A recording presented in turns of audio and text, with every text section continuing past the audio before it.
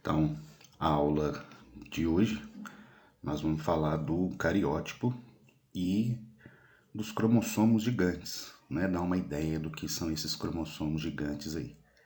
Na aula anterior nós estudamos a estrutura do núcleo e os cromossomos, né? O núcleo lá formado pela carioteca, né? Pela membrana nuclear.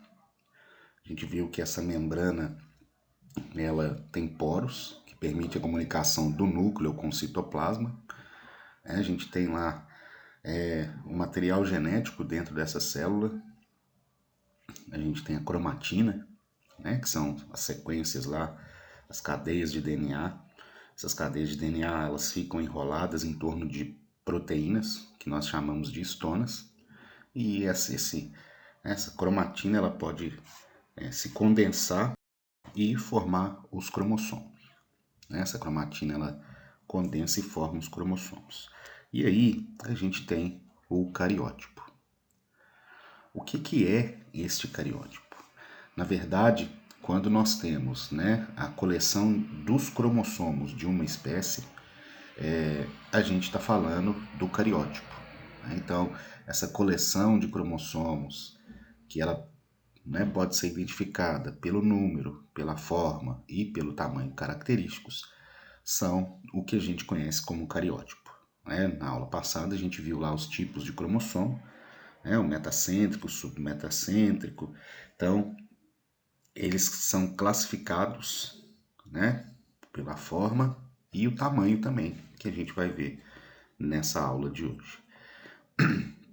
O cariótipo, ele vai se repetir em todas as células do mesmo indivíduo. Então, se você pegar uma célula da pele, uma célula do músculo, uma célula do osso, qualquer célula que a gente pegue, né, de um mesmo indivíduo, ele vai apresentar o mesmo cariótipo. Ele vai apresentar a mesma coleção de cromossomos, tá? Então, esse número, ele segue um padrão, né? Um padrão que a gente considera, entre aspas, né, um padrão normal. Então, o cariótipo ele vai se repetir em todas as células de um indivíduo, mas se eu pegar um indivíduo, né, da mesma espécie e for analisar o cariótipo, ele também vai apresentar o mesmo, né, cariótipo, o mesmo número, a mesma coleção de cromossomos. Então, independente, desde que o indivíduo não tenha nenhuma alteração genética, né, ele vai ter o cariótipo igual. E isso vai se repetir em todos os seres que pertencem à mesma espécie. Por isso, eles pertencem à mesma espécie, porque eles vão ter esse mesmo conjunto aí de cromossomos, tá? Então, isso é uma característica da espécie. O cariótipo, ele mostra, né, de que espécie um determinado ser é. Então, às vezes, né, para identificar lá um indivíduo, você faz o exame do cariótipo dele e aí você sabe de qual espécie está tratando. Para estudar o cariótipo no caso da nossa espécie, os cromossomos eles vão ser organizados. E aí essa organização ela segue um padrão. Então a gente, né, vai pegar os cromossomos com a mesma posição do centrômero. Então, se ele é metacêntrico, submetacêntrico, né? Então a gente vai ter essas posições como norteadoras e eu vou também utilizar o tamanho para montar esse cariótipo. Então, no cariótipo humano, a gente começa sempre do maior cromossomo para o menor. Beleza? Então, eu coloco dos maiores metacêntricos, vou indo, aí vou para os maiores submetacêntricos e vou classificando. E isso me dá, né, 22 pares de cromossomos que a gente fala. Além desses 22 pares de cromossomos, que a gente já viu, né, que são os autossomos, a gente ainda tem os cromossomos sexuais, que eles são colocados, né, no último, é o nosso par 23. A gente vai observar isso com mais detalhe, vai falar disso com mais detalhe daqui a pouco. Então, olha só, isso aqui para a gente ter uma ideia, né, de como o cariótipo ele identifica as espécies. Então, isso aqui foi uma questão da Unesp, do último vestibular. Então, as figuras de 1 a 3 apresentam os conjuntos cromossômicos, que são os cariótipos, de machos de 3 espécies de mamíferos: Homo sapiens, nós, canis familiares, o cachorro, o cão doméstico, e Felis catus, que é o gato. Não necessariamente nessa ordem. As figuras 4 e 5 apresentam, respectivamente, os cariótipos de machos de Bos taurus, que é o boi, e de Capra hircus, que é o bode. Então, o que está falando aqui? Em cima, nas figuras 1, 2 e 3, eu tenho 3 cariótipos de 3 espécies. Um aqui é do homem, um do cão e outro do gato. E 4 e 5 eu tenho o boi e a cabra. Como eu vou saber quem é quem? Aí vem a análise do cariótipo, tá? Então, continuando aqui. Para a elaboração de cariótipos, os cromossomos em metáfase, lembra que a gente só consegue observar esses cromossomos quando eles estão, quando a célula está na fase de reprodução? Então, a gente tem cromossomos em metáfase. Quando a gente for falar de mitose e meiose, a gente vai voltar nesses conceitos aqui. Então, os cromossomos em metáfase, que é uma fase lá da divisão celular, são fotografados e organizados lado a lado, segundo seus pares homólogos. Pares homólogos são o quê? São cromossomos, né, parecidos. Cromossomos com as mesmas informações, com o mesmo tamanho, centrômero mais ou menos na mesma posição.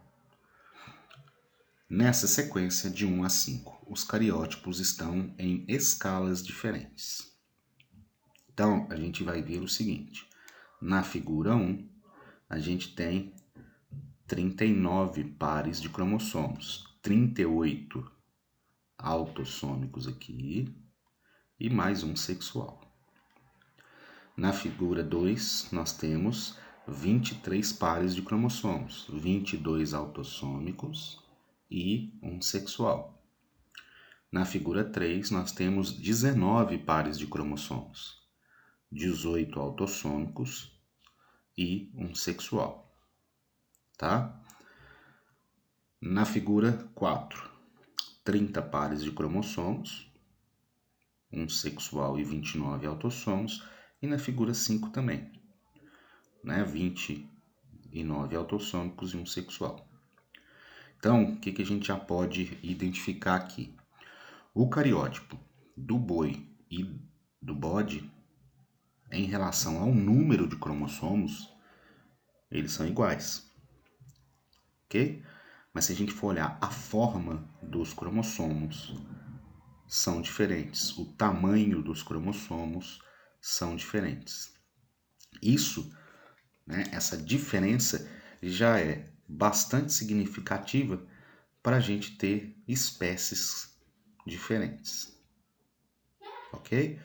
Neste caso aí, o DNA, né, a parte do DNA, as heterocromatinas e as eucromatinas, elas estão em posições diferentes. Então, a eucromatina, né, que é aquela parte lá desenroladinha do DNA que é lida no boi, é diferente do bode, tá? E da 1 a 2 a 3. Isso foi a questão.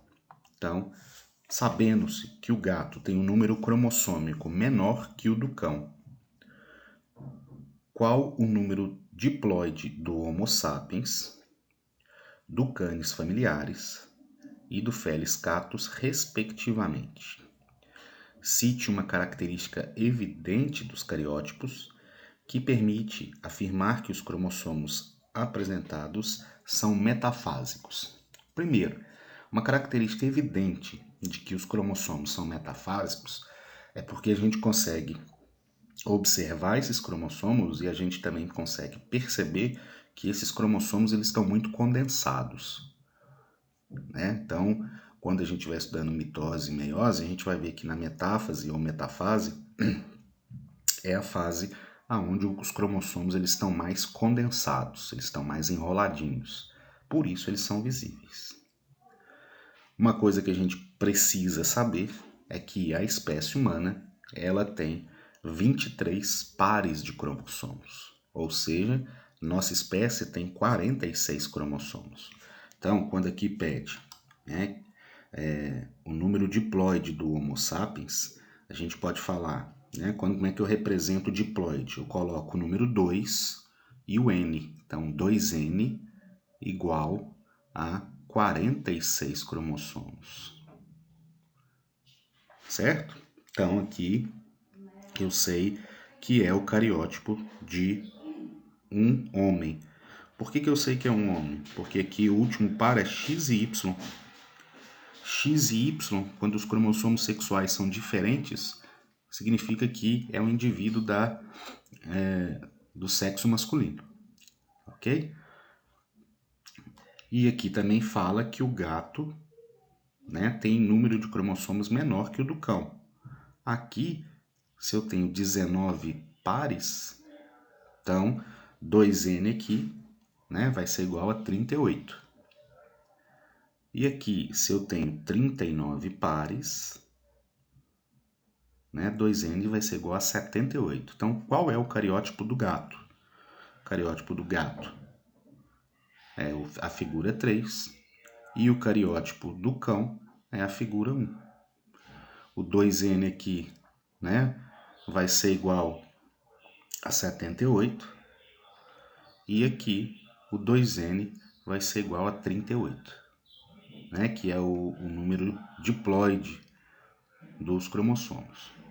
Ok? Você também pode representar isso de outra forma, que a gente vai ver mais pra frente aqui.